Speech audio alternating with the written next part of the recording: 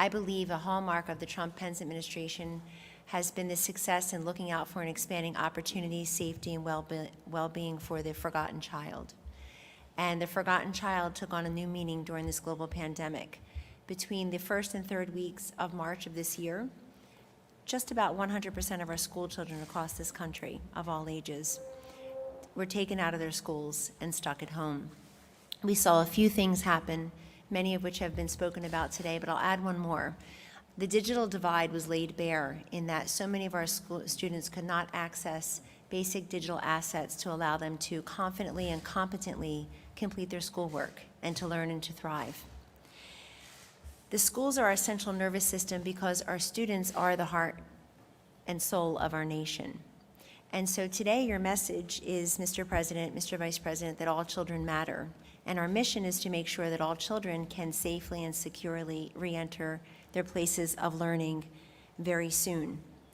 This has also impacted our economy, and I have a soft spot for single moms, having been raised by one, and our single moms have been disproportionately impacted through their job security, their wage earning, and most of them are not in jobs for which they can telecommute. So we're creating pandemics within this pandemic. The good news is that our children are at low risk for transmission, even as they are at high risk for maladies, visible and invisible. The great news is that as we safely reopen our schools, we are in keeping with so much of your agenda, Mr. President, Mr. Vice President, Mrs. Trump, and Mrs. Pence, which is to preserve and expand educational opportunities, to respect the dignity of all students, but to respond to the individual needs of all of those students by expanding school choice and charters and educational freedom and opportunity scholarships, allowing them to have more options as they go through their lives, beginning with a quality and solid education.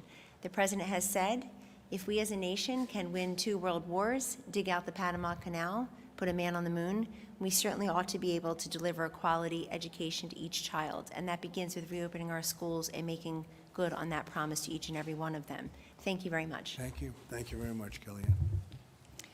Hi, Mr. President. I'm Jenny Beth Martin with Tea Party Patriots.